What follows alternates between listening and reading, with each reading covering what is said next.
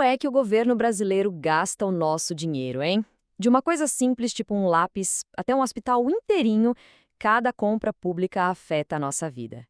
Hoje, a gente vai mergulhar nesse universo que é gigante e bem complexo, o dos contratos e licitações aqui no Brasil.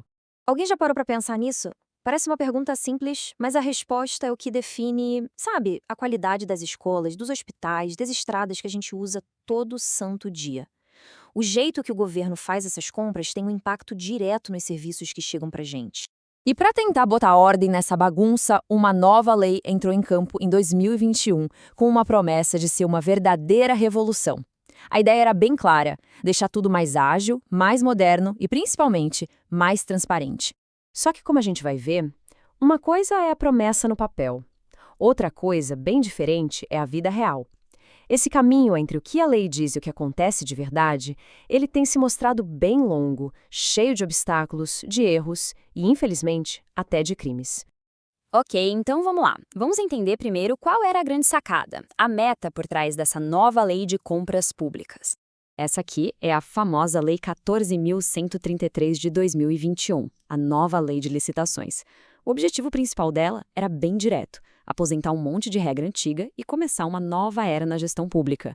Uma era em que cada compra fizesse parte de um plano maior e não fosse só uma decisão isolada, sabe?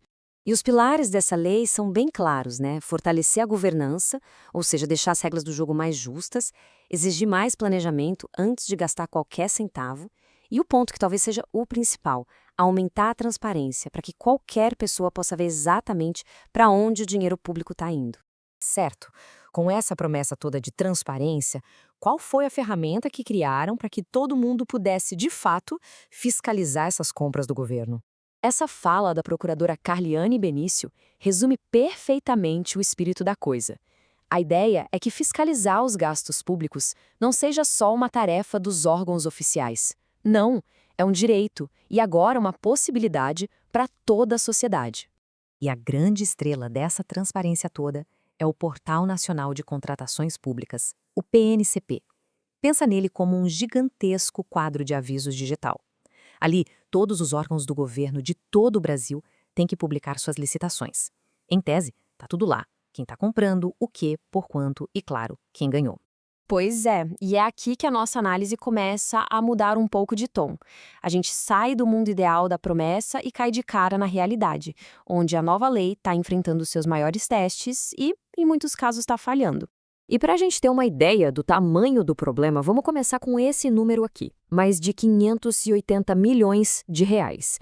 Esse era o valor de um único contrato do governo do Paraná, que acabou sendo suspenso pelo Tribunal de Contas do Estado por causa de irregularidades bem graves. Os problemas ali eram vários e bem sérios. O Tribunal de Contas apontou de tudo um pouco, desde o risco de pagar muito mais caro do que o serviço realmente valia, até umas questões bem mais profundas, tipo falhas na proteção dos nossos dados, o perigo de a tecnologia ser usada para discriminar pessoas, e até a escolha de um tipo de licitação que era simples demais para um projeto tão complexo. E essa comparação aqui é perfeita para ilustrar o ponto do sobrepreço. Olha só isso. Para um serviço de plataforma em nuvem, o Projeto do Paraná estimou um custo de R$ 8.700.000. Um projeto bem parecido, em São Paulo, custou R$ 950.000. A diferença é de mais de 900%. É um sinal de alerta gigantesco, né? E os problemas não acontecem só em projetos gigantes de tecnologia, não. Lá em Cruzeiro do Oeste, no mesmo estado, uma licitação de mais de 12 milhões de reais para pavimentação foi suspensa por erros que parecem básicos. O orçamento não detalhava custos importantes, o edital não dizia de onde viriam os materiais para a obra e ainda por cima aplicaram um benefício para pequenas empresas do jeito errado.